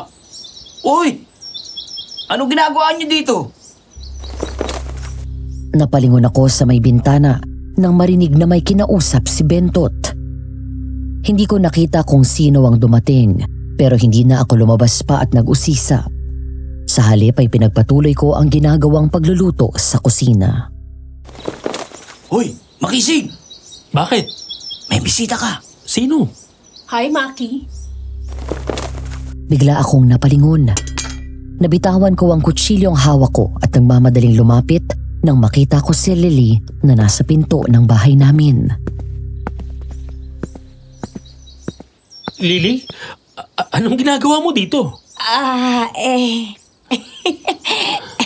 Iwan ko muna dito ang senyorita ko, ha? Babalikan ko siya dyan. May bibilhin lang ako sa bayan. Sige. Ako nang bahala sa kanya. Lily, tuloy ka. Pasensya ka na sa bahay namin, ha? Ayos lang. Magandang umaga ho. Magandang umaga naman, Iha. Sige na, Maki. Kami na ng lola mo ang magtuloy nitong niluluto mo. Halika. Dito tayo sa labas mag-usap. Wag. Baka may makakilala sa akin at makarating kay Damian na narito ko. Sige. Dito tayo sa kwarto. Pagpasok sa kwarto ay naupo ito sa papag at tumabi ako sa kanya. Anong ginagawa mo dito? May nangyari ba? Wala ba si Damian at Ambrosia sa inyo? Isa-isa lang ang tanong. Pasensya ka na. Natataranta ako eh. Kahit sa panaginip, hindi ko iniisip na pupunta ka dito. Umalis silang dalawa ni Ambrosia at malayong pupunta nila. Kaya nagkaroon ako ng pagkakataon para makalabas. Nag-alala lang talaga ako sa'yo ng isang gabi nang umalis ka doon sa bahay. Sabi mo kasi, hahanapin mo yung aswang. May nabalitaan kaming pinatay sa kabilang bayan. Sinigurado ko lang kung okay ka. Ang sarap naman sa pakiramdam na pumunta ka ba dito para lang alamin ang kalagayan ko. Pinasaya mo ako ng gusto, Lily. Ayoko lang na may mangyari masama sa'yo dahil sa akin. Nag-iingat naman ako palagi eh. Lalo na ngayon, inakilala kita. Mas lalo kong iniingatan ang sarili ko. Lakas loob kong kinuha ang kamay ni Lily at hinawakan iyon. Pagkatapos ay hinalikan ko ang likod ng kanyang palad. Sinabi ko noon sa sarili ko, bago kita makilala na hindi pa pinapanganak ang babaeng bibihag sa puso ko. Pero mula nang makita kita, mula nang nakakita ko sa kagandahan mo, kinain ko lahat ng sinabi ko. Mula noon, hindi mo na ako pinatahimik pa. Palagi na lang kitang naiisip. Di mo alam ang sinasabi mo, Maki. Ang mga lalaking nangangas na ibigin ako ay pinatay ni Damian. Kung ganon, totoo nga ang hula ko. Gusto mo rin ako. Ha? Wala naman akong sinabi Pero pinapakita mo naman sa mga kilos mo. Hindi ka mangangahas na pumunta dito para lang alamin kung may nangyaring masama sa akin.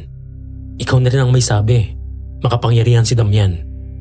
Pero heto ka at sumuong sa panganib. Wala naman ibig sabihin yon. Pwes para sa akin meron. Maki, natatakot ako. Alam kong kailan lang tayo nagkakilala. Pero hindi ko mapigilan ang sarili ko, Liwayway. Mahal na kita. Maki, utang na loob. Alam kong gusto mo rin ako. At ang pagpunta mo rito ngayon ay isa sa malaking pagkakamali na ginawa mo. Dahil mas lalo mo lang pinalakas ang loob ko. Mas lalo mo lang akong binigyan ng dahilan para kunin ka mula sa Damian na yon. Gagawin mo talaga yon? Itatakos mo ako mula kay Damian? Oo. Paano kung masundan niya tayo? Kaya ko siyang labanan. At kaya kitang ipagtanggol sa kanya. Kung ganon, kahit saan mo ako dalhin, sasama ako sa iyo, Maki. Basta ilayo mo lang ako mula sa kanya. Talaga? Oo. Kailangan makalis ako isang araw bagong kaarawan ko. Dahil kung hindi, baka sa susunod natin na pagkikita ay maging kaaway mo na ako. Anong ibig mong sabihin? Noong sinabi ko sa iyo na makapangyarihan siya at malakas, mas higit pa sa inaasahan mong ibig kong sabihin. Ipaliwanag mo sa akin na maayos. Saka na, mas ligtas ka hanggat wala ka pang alam. Kung ganon, mas dadalasan ko pang pagpunta sa iyo sa mansyon. Sa ganong paraan, mababantayan kita laban sa kanya. Delikado, Maki. Malakas ang pakiramdam ni Damian. Malalaman niya kapag may ibang tao dun. Ang mabuti pa mauna na ako. Hindi rin ako maaaring magtagal dito. Nang bigla itong tumayo ay mabilis ko siyang napigilan at yumakap ako sa bewang ni Lily. Nang humarap ito sa akin ay tuluyan ko siyang kinulong sa mga bisig ko. Dito ka muna. Wala pa naman si Mona eh. Huwag ka munang umalis.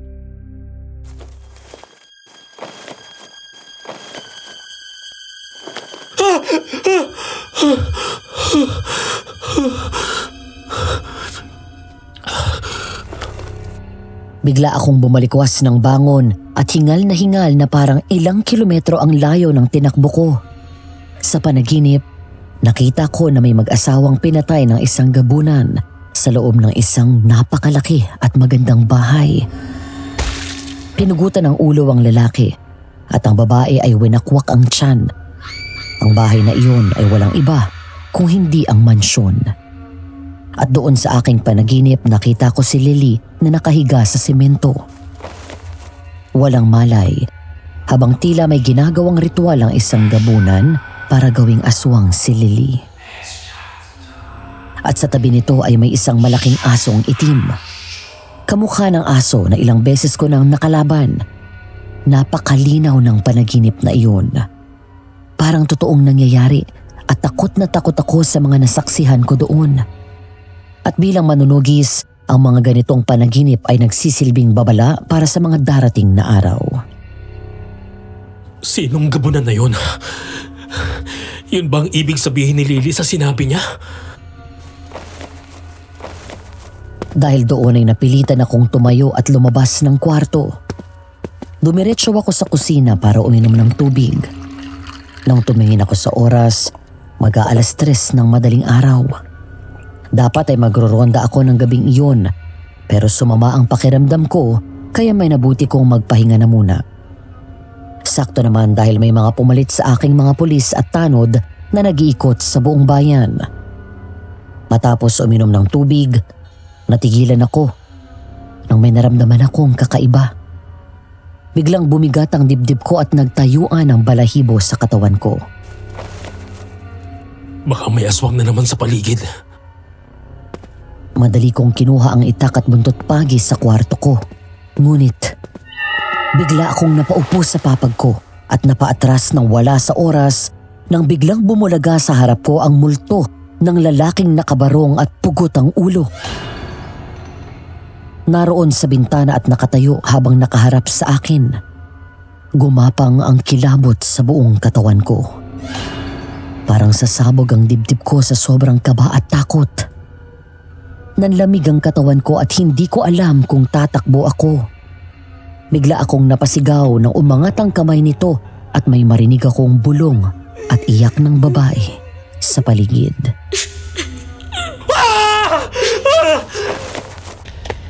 Tumakbo ako palabas ng kwarto. Palabas na sana ako para pumunta sa bahay ni Bentot, ngunit pagbukas ko ng pinto, naroon sa loob ng bakuran ang Black Lady. Multo! Kalando, may multo! Multo! Nagising nang wala sa oras si Kalando at humahangos na lumabas ng kwarto. Nagmadali akong lumapit dito at nagtago sa likod. Ano ba ang tinutungayaw mo diyang lintik na bata ka? Oras na ng gabi. Kalando, may multo! Pugot ang ulo, tapos Black Lady. Nagpakita ulit sila sa akin. Tumingin si Kalando sa labas at natahimik ito. Takot na takot pa rin akong sumunod na nakasilip rin. Nakita kong sabay umalis ang dalawang multo. Nakita mo rin sila? Oo. Bakit kaya sila nagpapakita sa akin? Parang sila rin yata ang nakita ko sa panaginip ko. Nakita ko na pinugutan ng ulo ng gabunan yung lalaki at winakwak ang tiyan ng babae. Tapos nang magising ako, nagpakita na nga sila. Huwag mong baliwalain ang panaginip mo, Apo.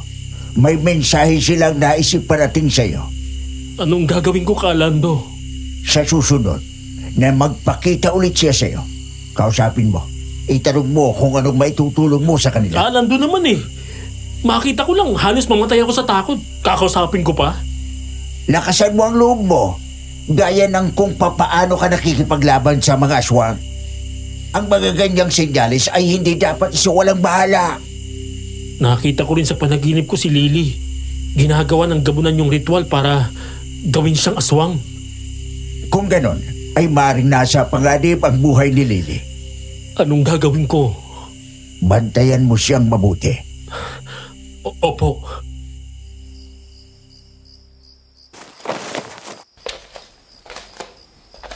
Huwag kang maingay. Nandyan si Senyor Damian at yung impakta.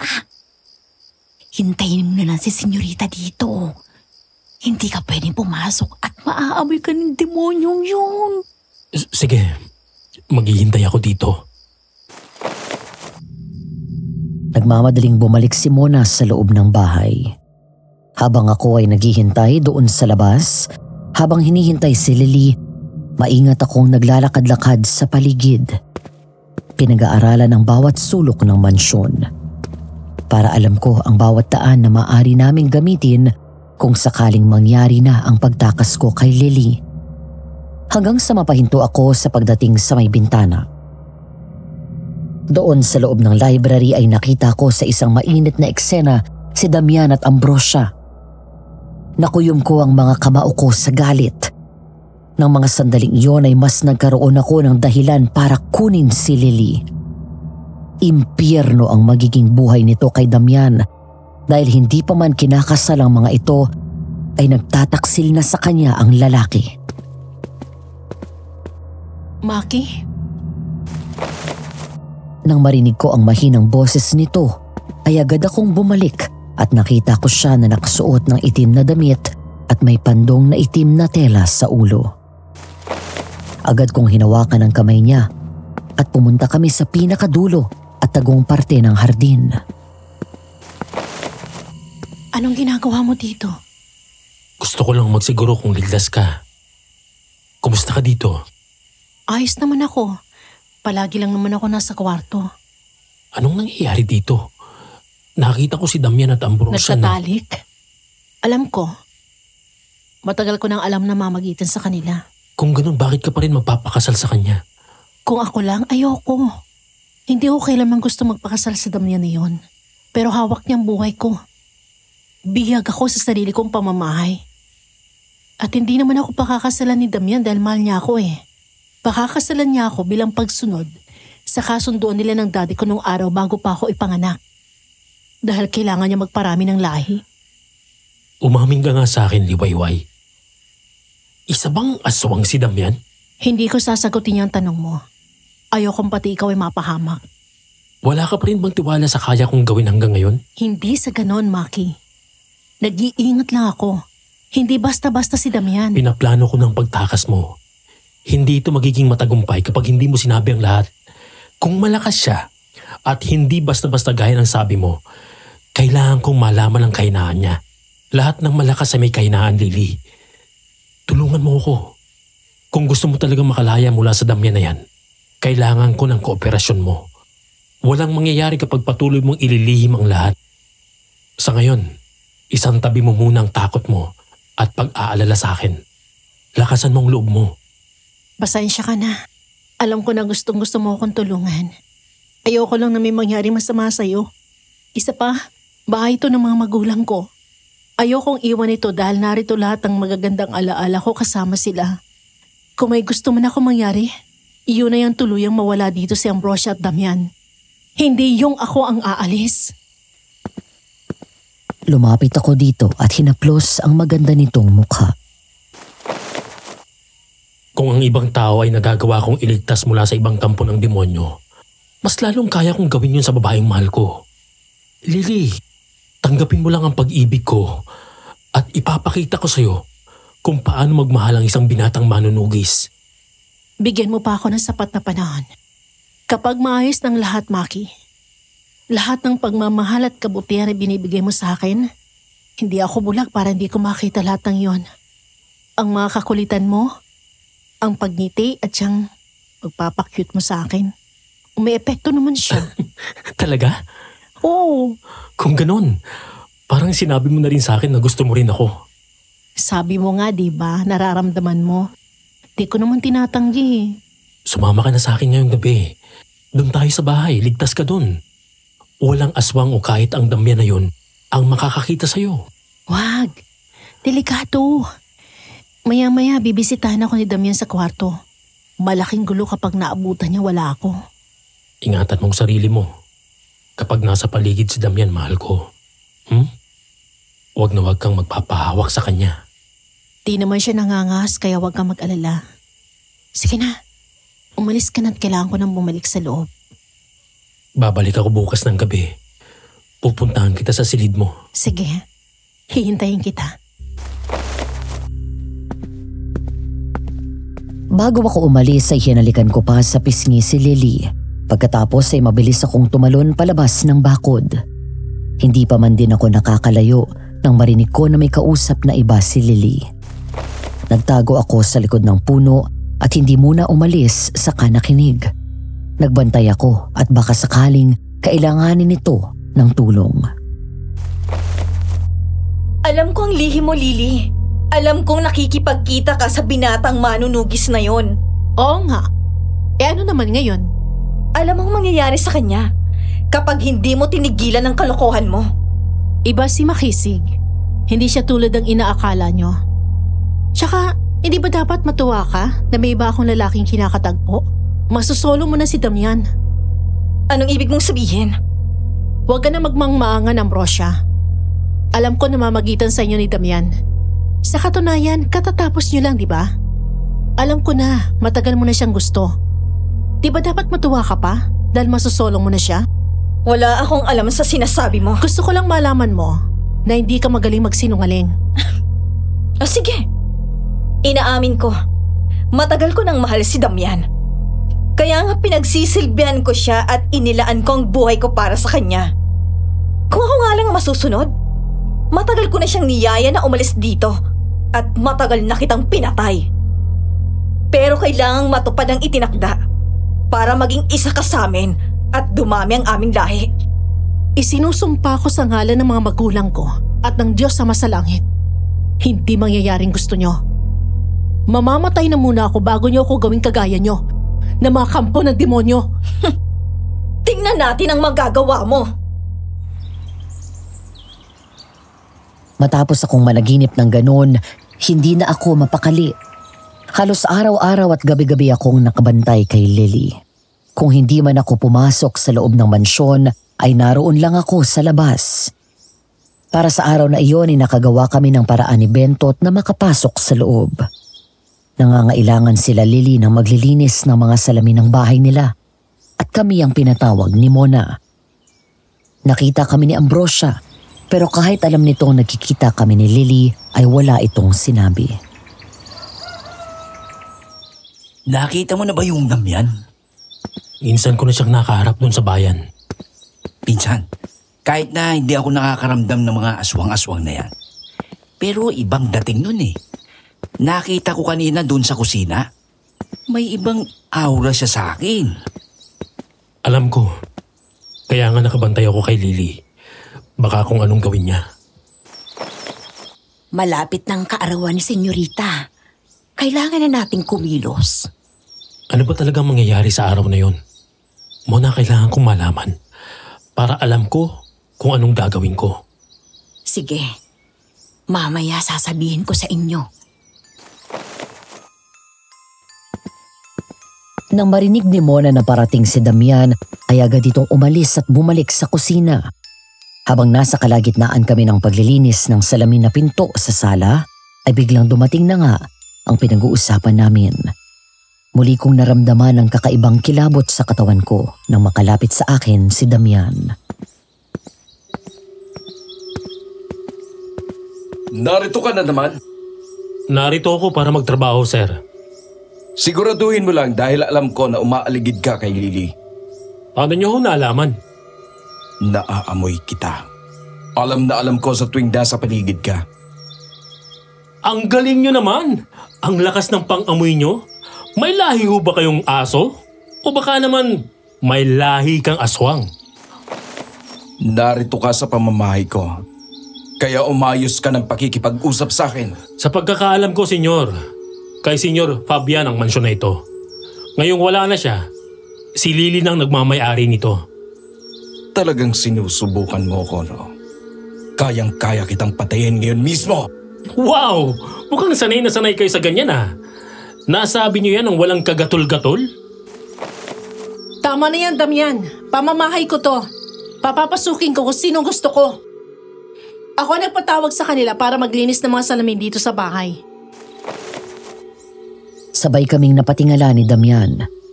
Nakita namin sa taas si Lily at nakadungaw sa amin. Oh, sabi sa'yo eh. Harap-harapan mo kung binabastos ng ganito. Ako ang mapapangasawa mo. Talaga? Mapapangasawa? Pero gabi-gabi kung ano-anong kababuyan ginagawa niyo ni Ambrosia dito sa pamamahay ko? Tapos ang lakas ng loob mong tawagin akong mapapangasawa? Alam mo naman na... Maki, itong salamin sa kwarto ko naman linisin mo. Sige po, senyorita. Sinadya kong ngumisi kay Damian nang dumaan ako sa harap nito, saka umakyat sa ikalawang palapag. Pagdating ko sa taas ay sinalubong ako ng ngiti ni Lily na nagpakalma sa galit na naramdaman ko. Ayos ah. Ang tapang mo pala. Kaya naman ako palagi magsalita sa kanya eh. Palagi ko inaawa yan. Lalo tuloy ako na-inlove sa'yo. Kaya kapag ninoko mo ko, lagot ka sa akin. Hindi mangyayari yun, mahal ko. Halika, doon tayo sa loob. Naglalakad pa lang kami papunta sa kwarto nang biglang humabol si Damian. Hinablot nito ang braso ni Lily sabay pihit paharap at sinalubong ito ng malakas na sampal. Dahil doon ay napaupo sa sahig si Lily at napahawak sa pisngi. Diyos ko po, senyorita! Lily, walang yakang babae ka! Mabilis ko siyang dinaluhan at inalalayan tumayo. Pagkatapos ay tinago ko siya sa likod ko, sabay biglang suntok ng malakas sa mukha ni Damian. Makisig, tama na yan! Pakiusap! Hayop ka! Babae lang ang kaya mong saktan! Huwag kang makialam dito! Makikialam ako dahil sinaktan mo si Lily! Gagawin ko lahat ng gusto ko dahil sa akin si Lily! Huwag mong angkinin ang simula pa lang ay hindi na sa'yo! Hindi isang bagay si Lily para hanggilin mong hayop ka! Nanggigigil sa galit na hinablot ni Damian ang kwelyo ng damit ko. Kaya gayon din ang ginawa ko. Habang nakaamba ang kamao namin sa isa't isa, nagsukatan kami ng tingin habang parehong nag-aapoy ang mga mata namin sa galit. Pero may isang bagay lang akong napatunayan ng mga sandaling iyon. Nang matitigan ko ang mga mata ni Damian, baliktad ang refleksyon ng lahat sa mga mata nito maliban sa akin. Hindi mo kilalang kinakalaban mo! Huwag kang magalala! Ngayon, kilalang kilala ko na anong klaseng demonyo kang hayop ka! Maki, tama na yan, please. Halika na, bitawan mo na siya. Damian, bitawan mo na siya! Napilitan akong bitawan si Damian nang bigla kong ilabas ang bawang na nasa bulsa ko. Napangisi ako na parang napapaso itong lumayo sa akin. Matapos iyon ay tuluyan na akong hinila ni Lily papunta sa silid nito. Namumulang pisngi mo. Ayos lang ako. Sanay na ako dyan eh. Anong ibig mo sabihin? Hindi ito unang beses niya akong pinagbuhatan ng kamay. Palagi ko siyang sinasagot ng pabalang. Kahit kailan, di ko siya kinausap ng maayos. At dahil doon, lalo na kapag hindi ko sinusunod ang gusto niya, nagagalit siya at sinasaktan ako. Bakit hindi mo sinabi sa akin kagad? Dahil alam ko na gano'n ang gagawin mo gaya ng ginawa mo kanina. Sumama ka na sa akin ngayon din. Hindi pwede. Lalo na't nariyan lang siya. Tiyak na magbabantay yan. Yung kamay mo pala okay lang ba? Oo. Hindi mo siya dapat pinagbuhatan ng kamay. Lalo mo siyang ginalit. Mabuti yun para ipakita niya sa akin kung anong klaseng nilalang siya. Alam mo na? Manunugis ako ng mga aswang, Lily. Alam ko kung tao o hindi ang kausap ko. Sa una pa lang duda na ako. At ngayon, nakumpirma ang hinala ko. Alam kong hindi tao si Damian. Yun bang dahilan kung bakit hindi mo masabi ang totoo? Oo. Mag-iingat ka.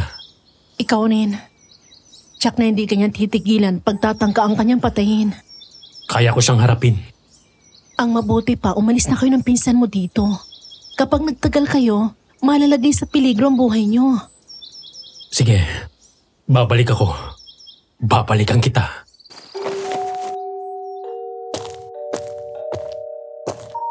Habang nagronda ako ng gabing iyon kasama ang ilang pulis at mga tanod, sandali akong humiwalay sa kanila para dumaan sa mansyon. Wala sa plano ko ang pumasok, pero pagdating ko doon ay naabutan ko si Lily na nasa veranda at tila malalim ang iniisip. Pumasok ako sa loob ng bakuran at mula sa malayo ay kumuway ako sa kanya. Nakita ko na nagliwanag ang mga mata nito pagkatapos ay sumenyas na maghintay ako. Pumunta ako sa dati naming tagpuan at naghintay. Maya-maya ay nakita ko siyang tumakbo papalapit. Tumakbo din ako at sinalubong ko ito ng isang mahigpit na yakap. Akala ko hindi kita makikita ngayon. Mabuti at nakalabas ka na. Oo, pinalabas na ako ni Damian kanina. Anong ginagawa mo dito?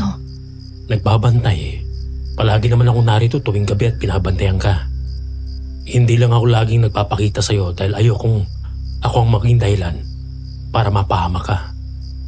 Kumusta ka na? Mabuti naman ako. Lalo ngayon, nakita na kita.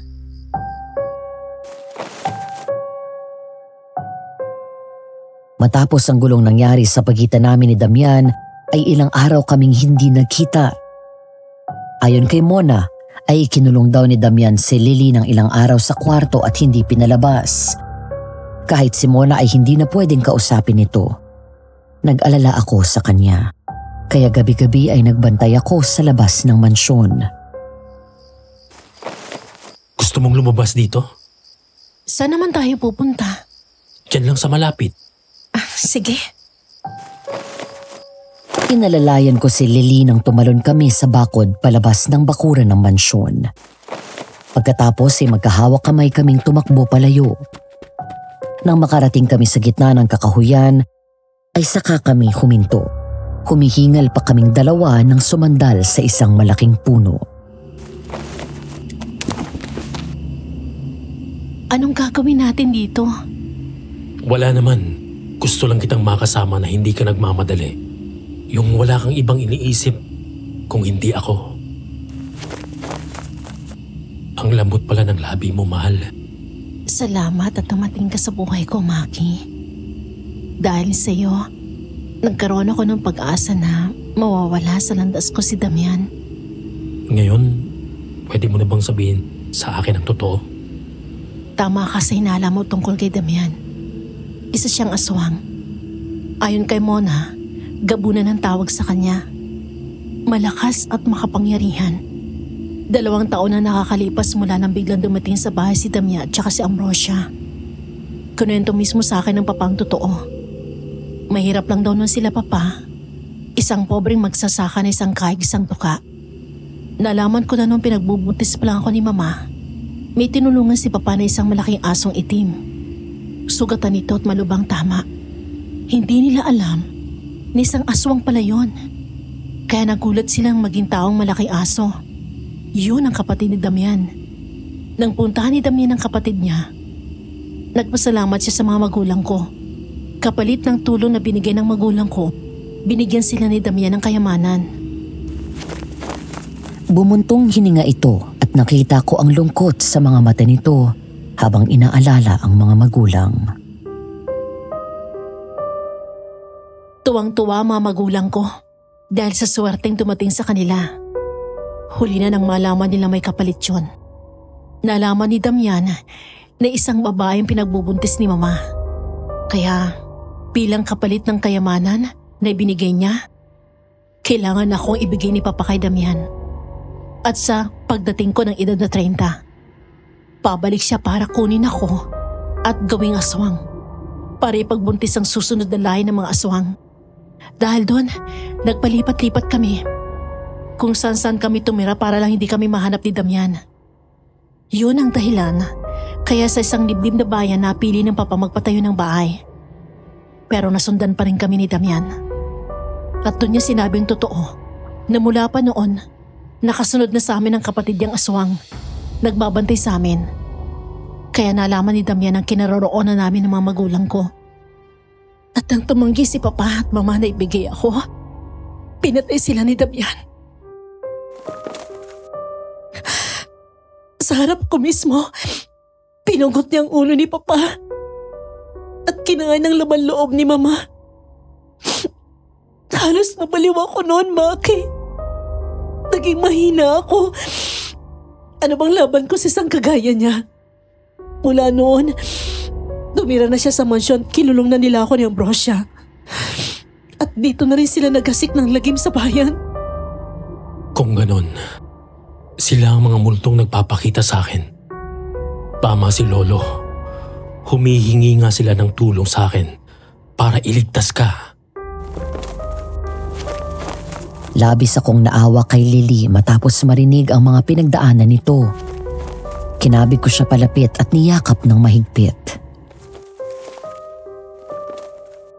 At sa nalalapit na kaarawan ko, gagawin ni Damian ang ritual para gawin ako isang ganap na aswang. Hindi ko hahayaang mangyari yun, Lily. Hindi ka na babalik sa bahay na yun. Kung babalik ka man, sisiguraduhin ko na wala na sila ng Ambrosia na yun. Sandali lang. Huwag kang maingay. Bakit? Iba ang lamig ng hangin. May aswang sa paligid. Sigurado ka? Oo. Ganun na lang ang gulat namin nang mula sa mga halaman ay lumabas ang isang malaking aso na kulay itim. Agad kong tinago si Lily sa likod ko at gamit ang mga kamay ay pumito ako ng malakas. Hudyat sa mga kasama kong pulis, mga tanod at mga kalalakihan na rumuronda na naroon ng aswang. Si Ambrosia? Sino? Tamang narinig mo. Aswang din si Ambrosia. Silang dalawa ni Damian ang pumapatay sa mga tao dito sa bayan. Hawakan mo tong itak, Lily. Para may armas ka sakaling sugurin ka niya. Hindi ko alam kung kaya kong lumaban. Kayanin mo, Lily. Kung ayaw mong mapunta kay Damian at maging aswang, kailangan mong lakasan ang loob mo. Nandito ako. Hindi kita iiwan. Poproteksyonan kita. Mabilis kong binunot ang baril ko at hinawakan ng buntot pagi. Hinanda ko ang sarili ko para sa biglaan itong pagsugod. Ilang sandali pa ay tumakbo na ang aswang palapit sa amin. Agad kong pinaputokan ito ng baril. Ngunit matalino si Ambrosia. Nagpalikuli ko ito ng takbo para hindi tamaan ng bala.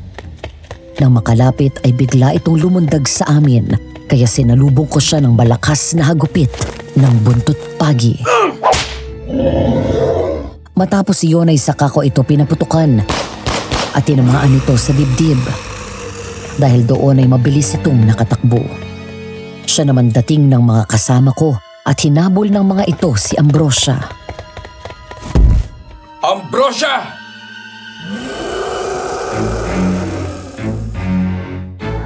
Napaatras kami sa biglang pagdating ni Damian. Sa harap namin ay nagpalit ito ng anyo at naging isang gabunan. Humaba ang buhok nito at maitim ang balat, habang ang katawan nito ay malaki at maskulado. Hinanda ko ang sarili ko dahil ito na yata ang pinakamalakas na aswang na makakalaban ko sa tagal ko bilang manunugis. Magbabayad ka, manunugis! Papatayin kita! Marami ka ng atraso sa akin! Ikaw ang pumatay sa kapatid ko! Wala akong atraso sa'yo! Ikaw ang dapat magbayad sa mga kasalanan mo dito sa bayan na to! At gagawin ko sa'yo kung paano ko pinatay ang kapatid mo! Lily, magtago ka muna. Mag-iingat ka, Maki. Tumakbo ito ng mabilis nang habulin ako ni Damian. Maliksi ito at mabilis din tumakbo. Nagdive ako sa lupa nang maabutan ako at sinubukang suntukin. Pero tumama ang kamao nito sa puno. Agad ko itong binaril at tinamaan ito sa balikat.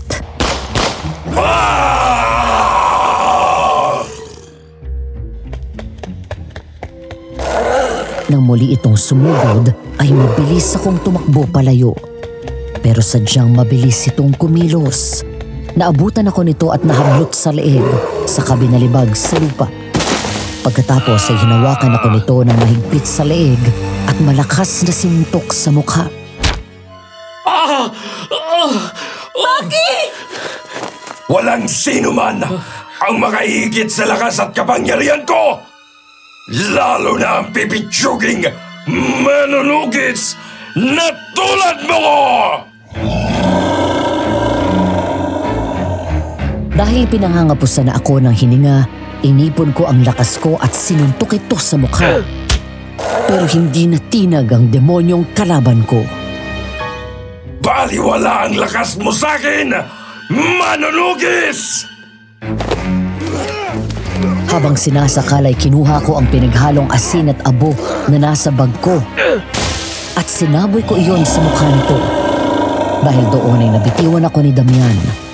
Agad ko itong sinipa palayo, saka pinaputukan ito ng baril. Tumama iyon sa dibdib nito kaya napahiga ito sa lupa. Pwes! Ang pipitsugin na manunugis na to! Ang papatay sa'yo! Ngunit sa kabila ng tama nito ay nakabawi pa rin si Damian. Sa pagkakataon na ito ay si Lily naman ang naging target nito. Tumakbo ito palapit kay Lily kaya mabilis akong humabol. Bago ito makalapit ay mabilis kong dinampot ang mahabang sibat na kawayan at hinagis iyon kay Damian. Napahinto ito bago pa man mahablot si Lily nang tumama sakto sa gitna ng likod nito ang talim ng sibat at tumagos sa dibdib nito. At para sa mga magulang ko! Bumalik ka sa impyerong pinanggalingan mo!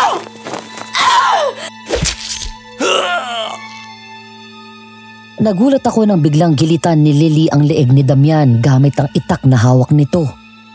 Matapos iyon, ay binaon ko ng husto ang sibat habang umuusal ng isang dasal sa Latin na tinuro sa akin ni Calando para humina ang kapangyarihan ng aswang. May nakalimutan ka, Damian. Hindi ikaw ang pinakamalakas na nilalang kung yan ang inakala mo. Merong Diyos At siyang pinakamalakas at makapangyarihan sa lahat. Hindi ikaw. Hindi ang kahit sinong aswang o kampo ng demonyo.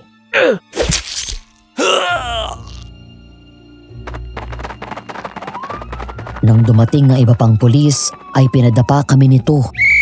Niyakap ko si Lily at nagtago kami sa likod ng malaking puno at pinaulanan nila ng bala si Damian. Ilang sandali pa ay narinig na lang namin na bumagsak ito. Nang tumahimik na ang paligid, ay saka kami lumabas sa pinagtataguan namin. Napaiyak sa tuwa si Lily nang makitang nakabulagta at wala ng buhay si Damian. Sa wakas, malaya na ang bayan na iyon mula sa takot at peligro ng mga aswang.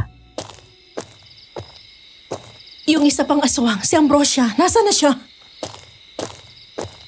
Maya-maya ay dumating na ang mga kalalakihan dala ang isang malaking asong itim. Ilang sandali pa ay nagpalit ito ng anyo at naging tao. Wala na rin si Ambrosia. Wala na sila, Lily. Patay na sila. Malaya ka na. Emosyonal na mahigpit na yumakap sa akin si Lily. Maraming salamat, Maki. Maraming salamat sa tulong mo. Sabi ko naman sa'yo, hindi ako hihinto hanggat hindi kita nahaagaw sa kanya. Mahal na mahal kita. Mahal din kita. Talaga? Sinasagot mo na ako? Nakahalik ka na nga eh. Oh! Kami na! Sinagot na ako ni Lily! Mag-aasawa na ako, mga kapitbahay! Ngayon, ako naman ang babawi sa'yo. Anong ibig mong sabihin? Halika, doon tayo sa kwarto ko at ipapakita ko sa'yo.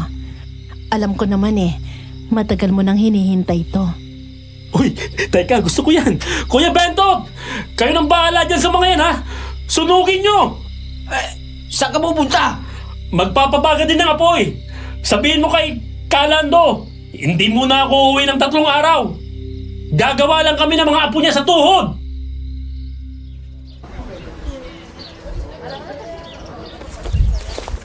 Happy birthday, senyorita. Salamat, Mona. Happy birthday, Lily. Happy birthday, mahal. Salamat sa inyo.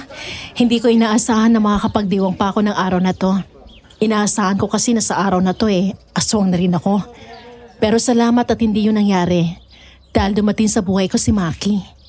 Alam mo, Lily, babaero tong pinsong ko noon Pero mula nang makilala ka niya, sa'yo na lang tumingin yan. Iba kasing magmahal to Pinaglalaban niya talaga. Kaya naman di ko na rin napigilan sarili kong mahalin din siya. Bukod sa makulit, ang pogi kasi. Sabi na May gusto ka rin sa akin nung unang beses nating magkakilala dun sa bayan. Ang totoo, mahal, hindi yun ang unang beses na nakita kita. Ha? Talaga? Saan? Doon sa terminal. Mukhang galing ka sa bakasyon Ang dami mong dalang gamit, kasama mo itong si Bentot. Mula noon, palagi ka na naming hinahanap sa bayan dahil hindi makatulog si senyorita ng kakaisip sa'yo. Yung araw na umuwi ka galing doon sa napalabang kasama na nanggal saka 2 anak na babae ni Chairman. Huy! Talagang binanggit mo pa yun? Tapos na yun Bagong buhay na tayo. Nang tumingin ako kay Lily, ay masama na ang tingin nito sa akin. Mahal, easy ka lang. Kalma. Noon yun. Nung bago ba kita makilala. Sinasabi ko sa'yo, makisig Kapag ako niloko mo't nahuli kita, hahagupitin ko ng buntot pagi ang junior mo. Wag naman, mahal. Ilang araw ka nang pinapaligaya nito Ikaw na lang ang babae sa buhay ko, kaya nga makakasalan na kita sa susunod na buwan Insan, anong plano mo ngayon? Aalis ka ba uli para manugis ng mga aswang? Hindi na. Tama na siguro ang ilang taon na nagsilbi ako para sa ibang tao. Haharapin ko naman ngayon ang buhay ko kasama si Lily. Tama si Lolo. Magnenegosyo na lang ako dito. Lalo na tigakasal na kami. Kailangan ako ni Lily dito at ng pamilya na bubuuin namin. Proud ako sa'yo, pinsan. Nakita ko mula nung maloko ka pa. Hanggang sa ngayon na nagseryoso ka na ng buhay. Salamat pinsan ha. Nang matapos ang selebrasyon ng kaarawan ni Lily, naabutan ko siyang nakatingin sa malaking larawan ng mga magulang nito na nakasabit sa dingding. Mahal, masaya ka na ba? Wala nang masasaya pa, mahal. Mula nang mawala ang mama at papa, nawala na rin ang pag-asa ko na makakalaya pa ako kay Damian. Naanda ko na ang sarili ko na maging aswang eh. Pero sadyang magaling magplano ang Diyos. Hindi pa niya ako pinabayaan. Pinadala ka niya dito para tulungan ako. Pero talaga bang titigil ka lang sa pagtugis ng mga aswang? Oo, gusto ko na ng tahimik na buhay. Siguro, manunugis pa rin ako pero sa malapit na lang para hindi masyadong malayo sa'yo. Hindi na ako maglalakbay sa malayong lugar dahil mas kailangan kita. Tatayo tayo ng negosyo, mahal. Ipagpapatuloy natin ang sinimulan ng papa mo at tutulong tayo sa mga nangangailangan. Kung buhay lang ang papa, siguradong boto yun sa'yo. Ang mabuti pa, umakyat na tayo sa taas para makapagpahinga na. Sige, halika na. Sinunog ng mga pulis at ng taong bayan ang katawan nila Ambrosia at Damian. Mula noon ay tuluyang natahimik ang bayan namin. Ang mansyon naman ay bumalik ang sigla at liwanag. Nawala ang madilim at mabigat na aura nito. Hindi nagtagal ay nagpakasal kami ni Lily at ngayon nga, makalipas ang ilang taon, ay may 3 na kaming mga anak. Doon na rin kami sa mansyon na nirahan.